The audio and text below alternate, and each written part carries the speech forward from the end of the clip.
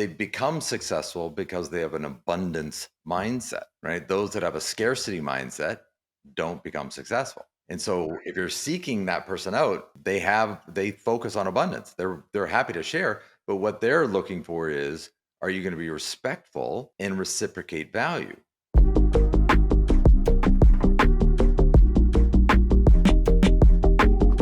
Eric, thank you for joining me on our Thought Leader Spotlight series. I'm your host over here, Matt Camp, head of partnerships at DealMachine. And on these, we really like to shine an industry spotlight on people like yourself, bring in experts from the outside to tell your inspiring stories and really educate our audience on the lessons you've learned over the years. So really excited to welcome on today, Eric Mitchell.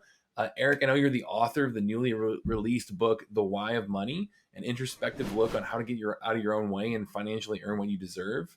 You're also an executive VP at Gold Star Mortgage and oversees business development strategies for over 500 employees nationwide.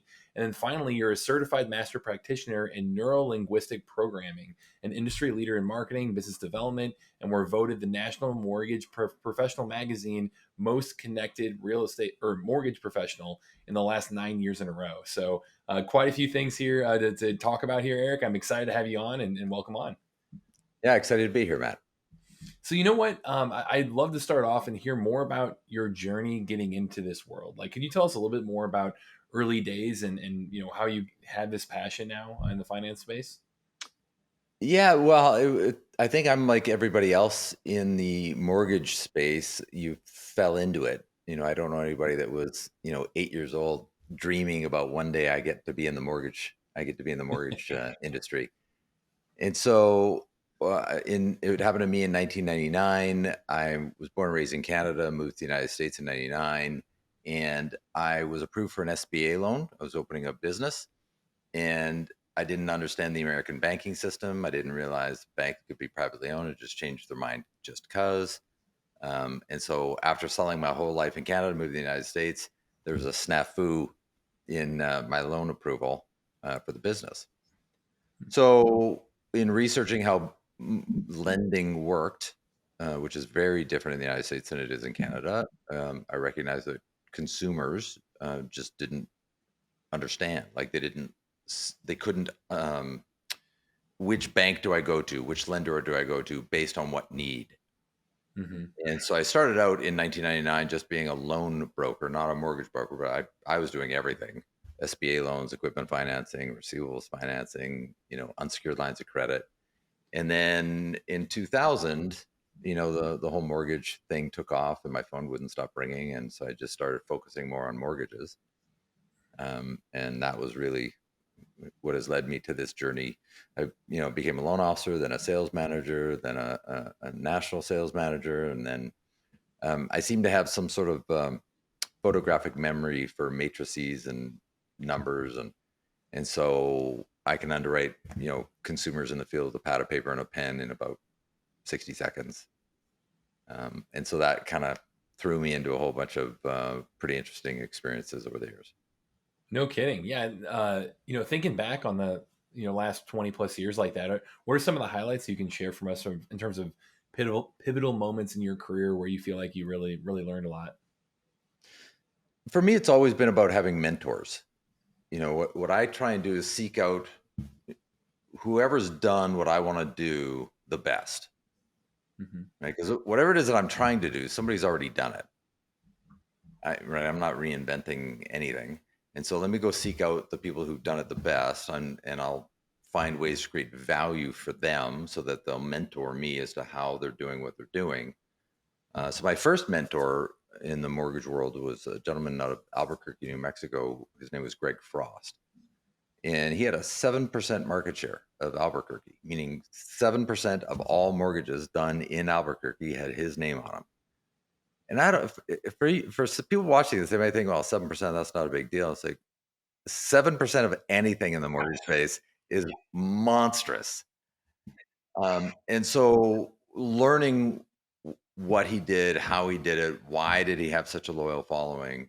Um, and it's overwhelming, the sheer quantity of things that you have to do. And so you have to build your business piece by piece, brick by brick, person by person, team member by team member. And the more you do that, the more valuable you become. One of the things I learned from him is that if you're on your own, if you're a loan officer by yourself, if you're a realtor by yourself, if you're a financial planner by yourself, you can't make it. Hmm. There's no way you can make it. There's too much to do, right? And I'll hear realtors or loan officers or insurance or financial planners, they'll say, Eric, I've been doing this 20 years. It's like, okay, how many transactions did you close last month? Well, one. No, you've been doing this 1 year 20 times. You haven't improved. You haven't done, like, you're doing the exact same thing today that you did 20 years ago. That's not, how is that valuable? Like, you have to improve, you have to grow. So him teaching me a lot of that was incredibly valuable. I had another mentor out of Los Angeles, Tim Brahim, came to me in 2000, would have been 2005. So in 2005, I mean, I was making more money than I'd ever dreamed of coming from Canada. I thought the United States was the greatest country in the world. Like, this is amazing. Look how much money you can make down here. And he visited me, and he did a kind of like a site audit. And he said, Eric, you've got a problem. I said, really? Doesn't feel like I have a problem, but okay, what's my problem? He said, well, you're making the same amount of money this year that you made the last 2 years. So it's 3 years in a row, same amount of money. I said, yeah, isn't that great? He's like, no, no, it's not great. That's not, no, you can't run a business that way. I said, what do you mean? He said, well, if you're not growing, then your best people are going to leave you. I was like, what? No, my people are loyal. He says, no, no, your people are loyal to their families. They're loyal to what's in it for them. They're loyal to the opportunities that you present. As a leader, you have to create opportunities. And so if you're not growing, how are you promoting anybody? How are you giving raises? How are you, right? They're not going to stay. The people who do Hmm. stay aren't your best.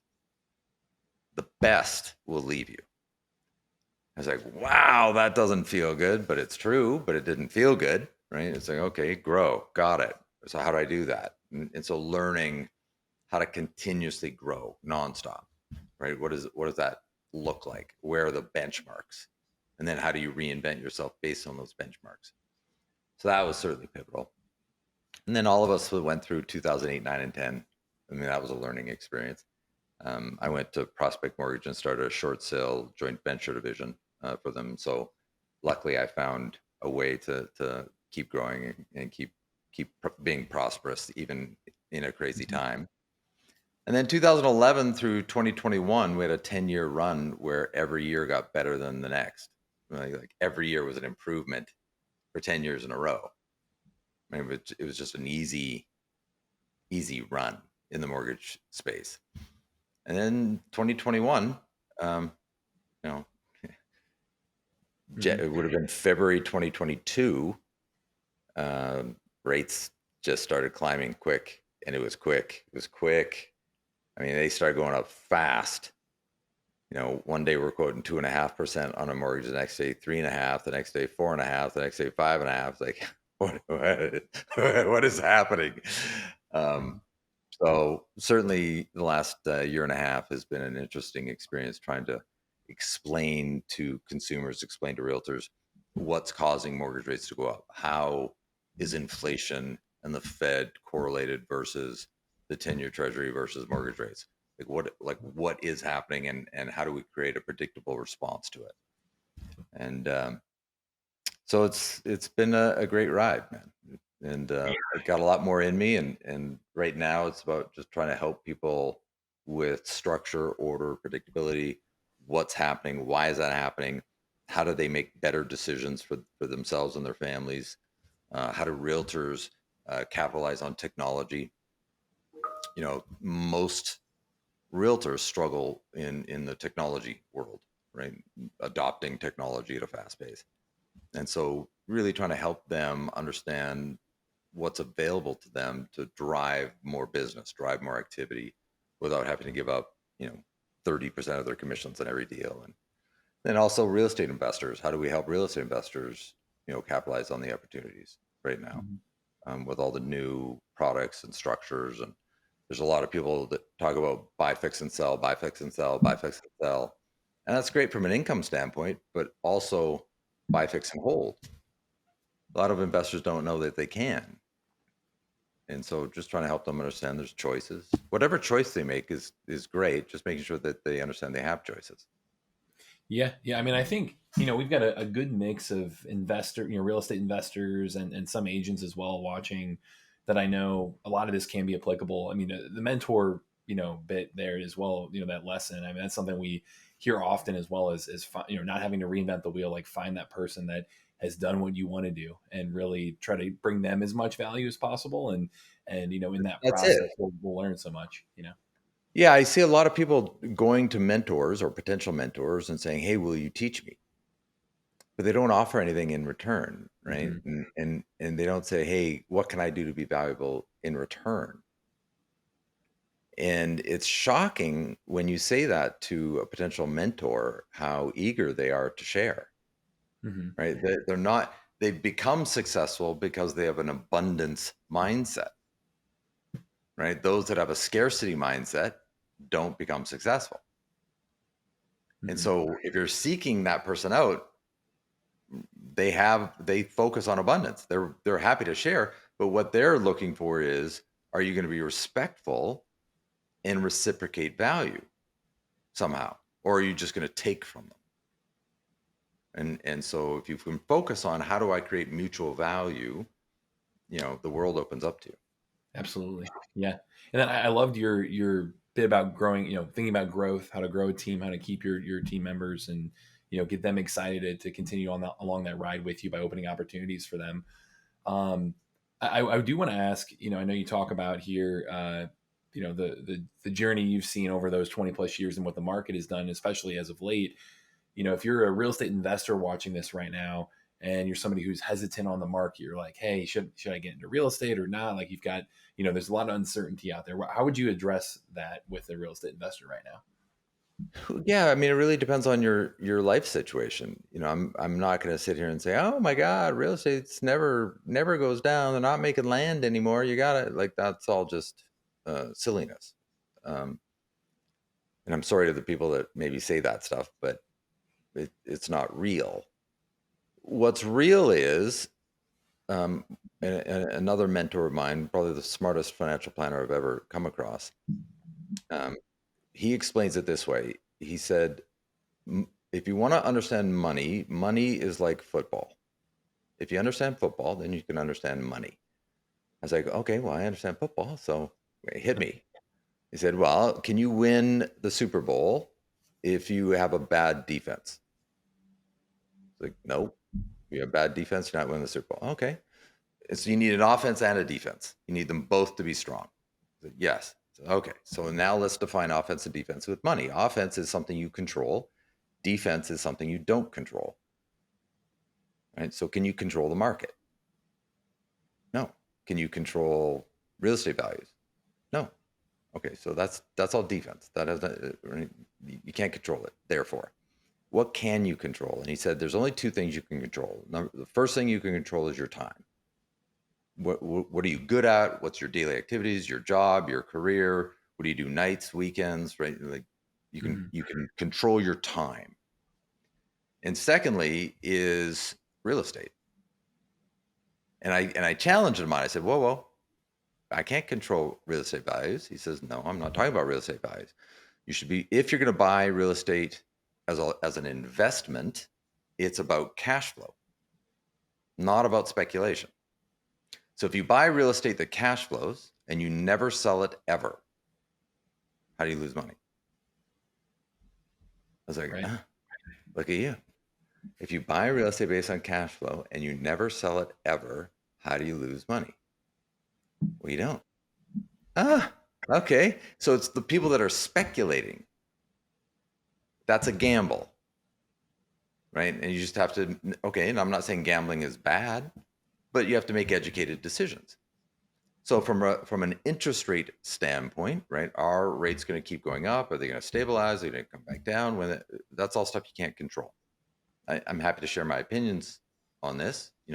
Based on people that are smarter than me, we should see interest rates start coming back down in the second quarter of next year. Should. Are we? We'll find out in the second quarter of next year. Hmm. what's that going to do to real estate values? Well, look, real estate values are based on supply and demand, same as everything else. What's the supply? What's the demand? There's several problems with the supply chain though. So problem number one, builders for the last 12 years have not built. Ever since the collapse, the real estate collapse, they pulled back. They didn't build anywhere near enough houses. We don't have enough inventory just from that standpoint. Then you've got how many homeowners in America are sitting on a mortgage at 3% interest rate or below? Well, they're not moving, right? Like if you've got a house and you've got a 2.5% mortgage, you're not moving. I got a 2.5% mortgage. We're done.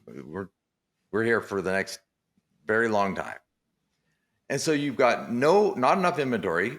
Now you remove all of those homeowners out of the picture because those houses are not going to come onto the market.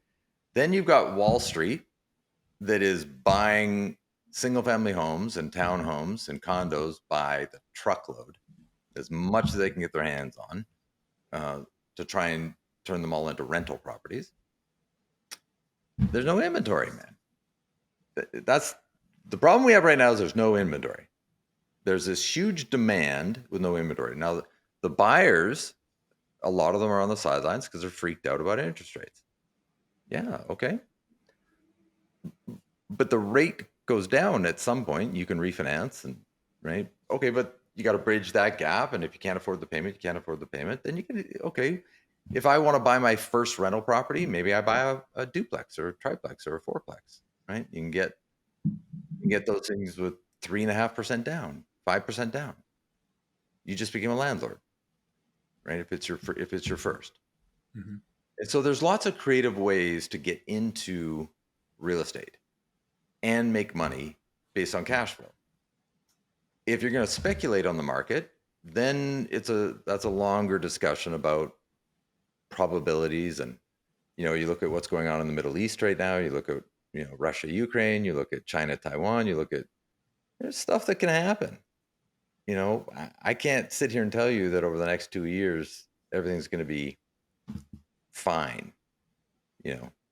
I can tell you that if there's a stock market crash, typically if there's a stock market correction, when the stocks go down in value, mortgage rates go down. Okay, well that means there's an increase in value because there's more demand because rates have come down. Now it might be bad for people's jobs, it might be bad for their 401ks, but it's great for mortgage rates. And so you have to weigh the pros and cons and try and get yourself educated. What's going on with your family? Where are your kids? School districts? There's a lot more to the discussion than just rates and values. Buying a primary residence versus buying an investment property. Buy, fix, and sell. There's a ton of opportunities in the buy, fix, and sell. Right? One scenario, I know a guy he's buying 8 plexes, converting them into 4plexes. Right? So he's knocking out walls and taking 8 doors, turning them into 4 doors. But because it's a 4-door now, it's a 4plex, it's considered residential, he can sell it to a veteran for 100% financing. Right? VA loans do 100% financing with no loan limits. And so he opens up the buyer pool to a lot more people, and therefore the value goes up. Right? And so it's just a matter of getting around really smart people. Mm-hmm. Right? What are you doing? How's that work? Can you teach me? Try and reciprocate value, capitalize on opportunities. But I can promise you that if you're at home watching TV at night, then nothing's coming your way. Fair. Yeah, and I think you've been in the mortgage industry through so much of that cycle as well. That I know you've seen probably quite a few, I would guess, like creative loan programs and different things that different tools that an investor can tap into depending upon the situation. We do have a lot of people who are interested in real estate that watch this that are looking at really the financing side of the equation and saying, hey, how do I pay for these deals? So could you maybe give a little bit of a crash course of tools under the investor's tool belt that they may or may not be as aware of, different loan programs that, hey, have you thought about this, thought about that? I know it's a broad question, but would love a little bit of a crash course there Sure. for investors watching this, if that's okay. Sure. Yeah. So let's talk about buy, fix, and sell first. Mm-hmm. So if you're going to go get financing for buy, fix, and sell, you have to understand that the mortgage you're getting or the debt instrument you're getting is very short term, right? You're coming in, you're fixing it, you're selling it. So the lender has no opportunity to really collect any interest, and so they're going to charge you points. That's the only way they can make any money on the money they're lending you, is to charge you a pretty hefty fee. Mhm. But that fee is less expensive than getting equity investors, right? If you're going to, hey, equity investor, I'll do a 50-50 deal. I'll do the work and you bring in the money, and yeah, but you just give away 50% of your profit. Like, that's far more expensive than a 4 points on a debt instrument, right? And so just try and assess what makes sense. It might make sense to give away 50% if you're doing a lot of deals, right? Now you're getting 50% of a much bigger pie. And so from a buy, fix, and sell, if you just go on online and just, financing for buy, fix, and sell, there's lots and lots of opportunities to access that kind of financing. Mhm. Where I try and help is more on the buy, fix, and hold, because that seems to be where the opportunities are.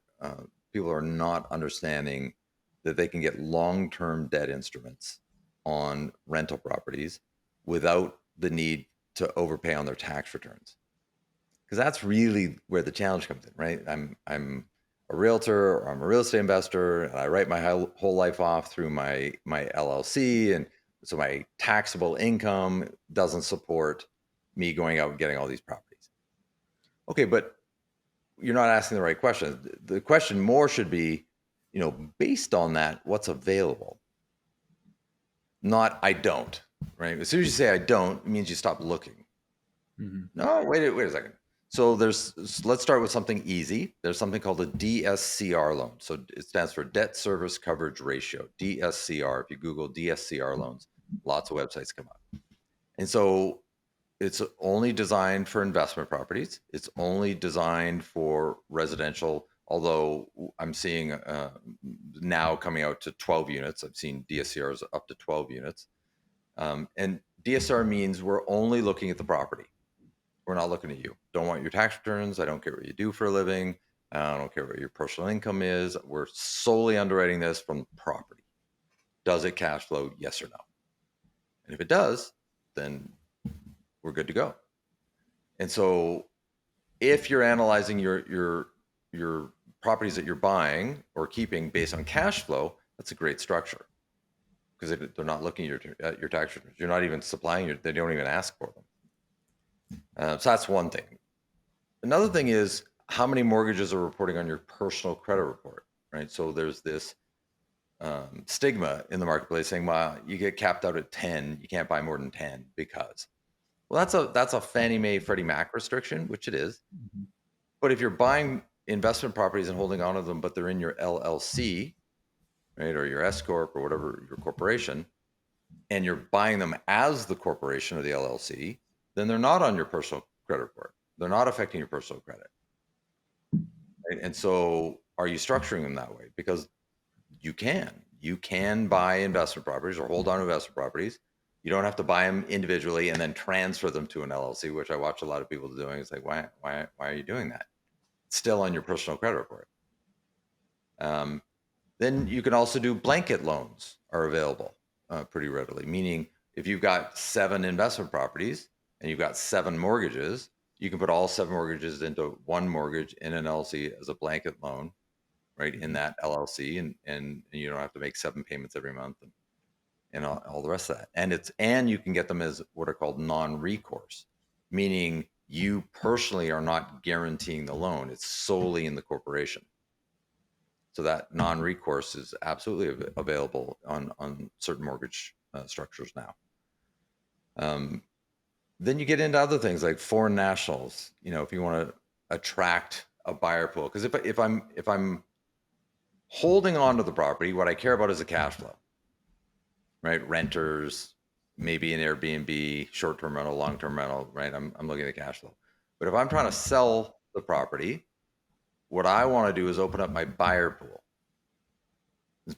I want to bring in as many buyers as I can. And so when you're listing your property on the multiple listing service, that public comment section is what people are reading, and put something in there, Financing available for foreign nationals, right? No social security number required.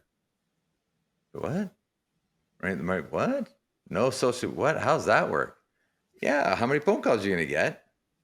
And so having a lender, having a partner that not just helps you with the financing, but also helps you with the exit strategies, right? How do I get creative in opening up my buyer pool? Like this client of mine that buys eightplexes, turns them into fourplexes, and then in the public comment sections, if you're a veteran, 100% financing is available for this fourplex. Please inquire. Right there in the public comment section. So veterans are calling in. They're like, how's that work? What do you mean 100% financing for a fourplex? Yeah, that's how it works. As long as it's a primary residence, et cetera, et cetera. So I'm in San Diego. So obviously there's a lot of veterans, Mm-hmm. in San Diego. So that's a great strategy for him. But I think what you want to do from my standpoint, if you're going to get real serious, then you should have from a real estate investing standpoint, you should have bird dogs, you should have realtors, one or more than one. You should have a lender partner or more than one lender partners, but people that are able to help you get creative. Like, Mm-hmm. how do I get outside the box? What does that look like? I had a call from a real estate investor. They wanted to buy a duplex and they wanted to put an ADU on the property to make it a triplex. And okay, that's fine, but you're telling me you have to close in 2 weeks.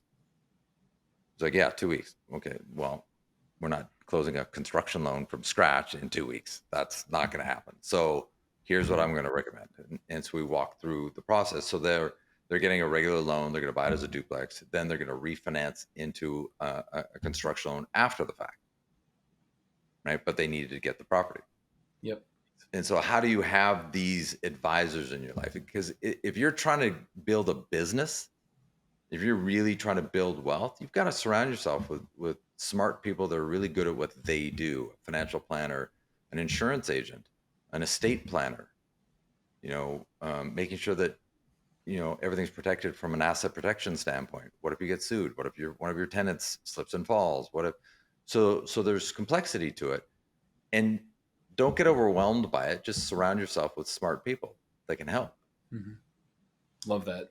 Yeah, I mean that's advice no matter if it's investor, agent, no matter what you're doing really. It's putting yourself around people like that is going to set you up for success. And I know on the agent side as well, that's something that on our front on DealMachine we've tried to make some recent upgrades in terms of our data usability, ability to build lists and things like that, specifically for realtors to be able to come in and get more creative in terms of how they're finding inventory. So yeah, man, this has been great. I know again this has been a broad overview on many different items within the finance world. Like I think we could have you back on and deep dive into those individual programs for a long time. Yeah. One thing I did want to ask you before letting you go here. I know in the intro I mentioned that you were a certified master practitioner in neuro linguistic programming. A little bit of a Mhm. mouthful. What was your interest there? Like, I'd love to hear a little more about that. I went to a Tony Robbins weekend before Tony Robbins was Tony Robbins. Mhm. And it changed my life, radically changed my life. So this would have been like 1990 something. And in researching what he had learned, like how did Tony Robbins learn to do what he did? Well, he went to a gentleman by the name of Richard Bandler, who was the founder of neurolinguistic programming, went through a 12-day immersive with Richard Bandler, came out, wrote the book Power of Money, and off to the races as Tony Robbins. So I looked at it and I said, do I want to learn from Tony Robbins? Do I want to learn what he teaches? Or do I want to learn what he learned? Mhm. And I said, it seems to make sense that I should go learn what he learned. And so that was the beginning of my journey through neurolinguistic programming. So NLP, the way to think of it is, if you go into a Home Depot, it's tools to build or improve your house, real estate, a home of some kind, right? It's tools. Now, when you walk into Home Depot, do you know how all the tools work? Probably not. I mean, some, but not all. And so the brain is like a Home Depot. Right? Like we know some of the stuff that we're supposed to be doing, but what's the rest of it? And then how do I use those tools based on the situation that I'm in? How do I change my words? And so what I've learned is the words that we choose are based on our current reality, our current belief system, our current value system. So if I want to know who you are, I just have to listen to the words you're choosing. And then I know, oh, this is what he's about. Okay, got it. And then I just adjust accordingly. And a lot of times people are like, wow, it feels like I've known you for like 20 years. Like, no, using your same, I'm just using your same value system. Mm-hmm. And so you can do that on purpose. And it doesn't mean I'm lying, right? I'm just able to create rapport a little bit faster to help people feel comfortable about my intent. Because Mm-hmm. when you meet somebody new, right, there's a little bit of suspicion that happens, especially if they feel like they're being sold something. And so, how do I help somebody feel comfortable that my intent is true and good? And so, there's just little things you can do that make that faster and easier. And I started using it on myself. Um, I was always involved in it, and then it really kicked in after I got divorced. It's like, okay, I need to own this. Mm-hmm. Right? This isn't her fault, right? Like I contributed to this somehow. I don't know how, but somehow I did something. And so it helped me also understand my journey and what's important to me and my values. Uncovering all that was a part of that journey as well. And so it's Interesting. incredibly valuable. Yeah. Yeah. I mean, I think that, in general, the self awareness of that is, is going through that journey sounds incredibly valuable. And I think, we hear even, things like, matching energy levels or mirroring or, there's other elements to that Mirroring is NLP. you know, okay, That's there an you go. NLP strategy. Yeah. Yeah. So I mean, we have talked about like Chris Voss's book, Never Split the Difference on here before. And, there's a few books that are, I think, really good from a negotiation standpoint when it comes to sales and real estate investing that probably falls under some of those similar teachings, it sounds like. But Yeah, um, I think again, NLP is just a set of tools, right? mhm, It's not a belief system. It's not a value system. It's saying, look, here are all the different types of values. Here are all the different types of beliefs. You should have yours, whatever that is, right? But what would it look like if you could identify other people's? What if you had better clarity on your own? And that's part of where my book came from. The Why of Money is I made an observation that the really uber successful self-made millionaires that sell for a living, mortgages, real estate, insurance, photocopiers, cars, I don't care what you sell, if you're making millions of dollars selling for a living, I noticed that the in my conversations with them, and I sought them out, how do I get more mentors in my life?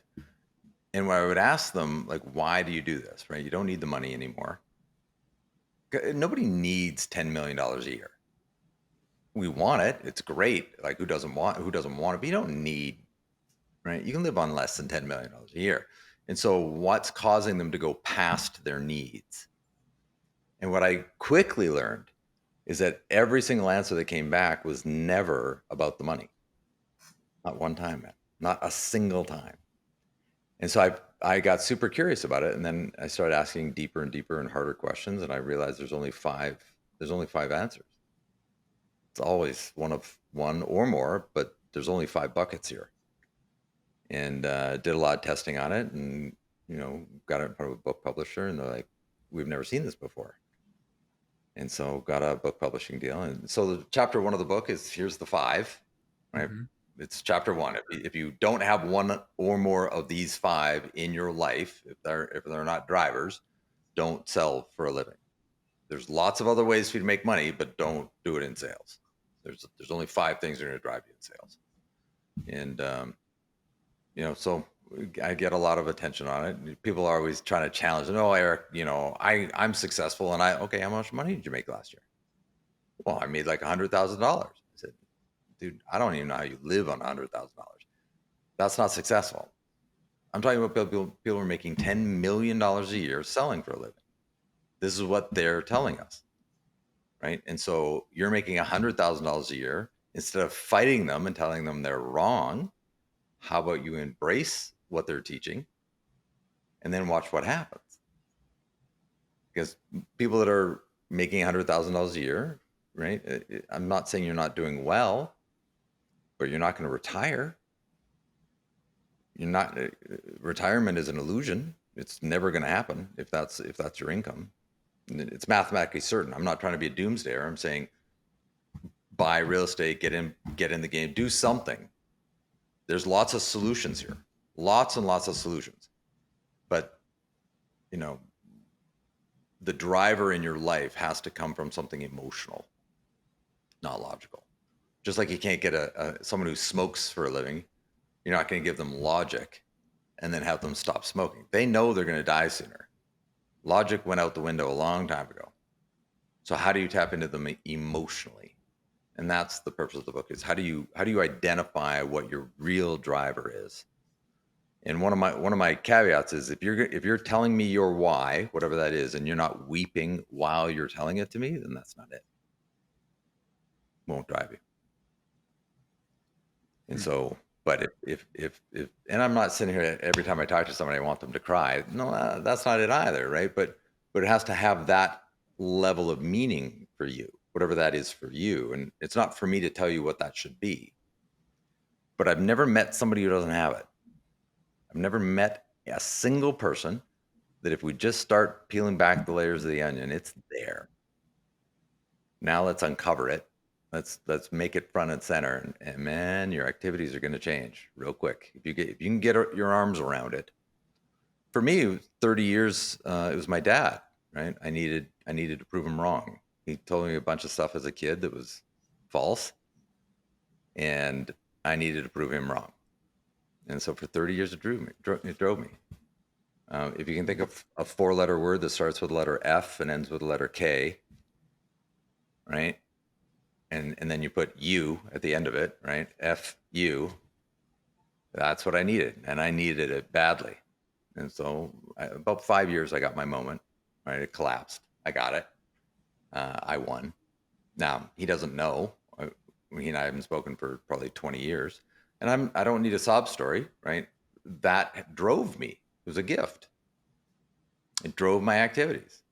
Now I'm more focused on legacy, which is one of the five.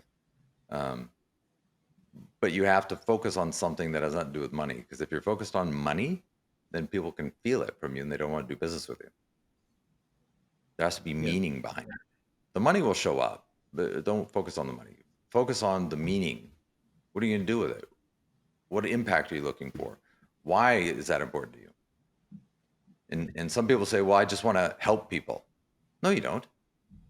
If that was your number one driver, you'd go volunteer at the United Way. So right away, you're not being authentic, right? Money is a piece of this. If it's not, then don't be in business. But if money's a piece of it, what are you gonna do with it? What does money mean to you?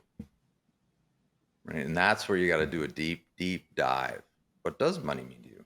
Because if you're doing it to have security, you won't do it. There's no meaning behind that. Right? You're gonna watch TV. You're gonna go to the beach on the weekends. You're not gonna build anything because there's no meaning behind it. What do you have kids? Okay. What would it mean to you to pay for their college education? What would it mean to you? They graduate high school, they got honors in high school, and you take them for dinner and you surprise them with the fact that their college is paid for. What would that dinner mean to you? Like, oh my God. Okay, now we're getting somewhere. Hmm. Right? And that means something to some people, doesn't to others, and that's okay, right? But you have to peel back and find out what it is to you, and then focus on that. And I promise you, your activities will change. Yeah. Where did you say? So if people want to connect with you, get the book, dive into this, what's the best way to do that? Yeah, eric-mitchell.com, ERIC-Mitchell, MITCHELL.com. All of my information is right there. Fantastic. Yeah, we'll make sure we link to that, and we've got a couple other resources we'll link to at the bottom there. But Eric, powerful stuff, man. Thank you so much for coming on, and I appreciate you sharing your perspective. And really, I think that that deeper level of how you think about money is something we haven't touched on before. So this is greatly appreciated. Absolutely, man. Thanks for having me. Awesome. And for everybody else, again, Matt Camp over here with Deal Machine. Happy deal finding and get out there and go make things happen. Thanks.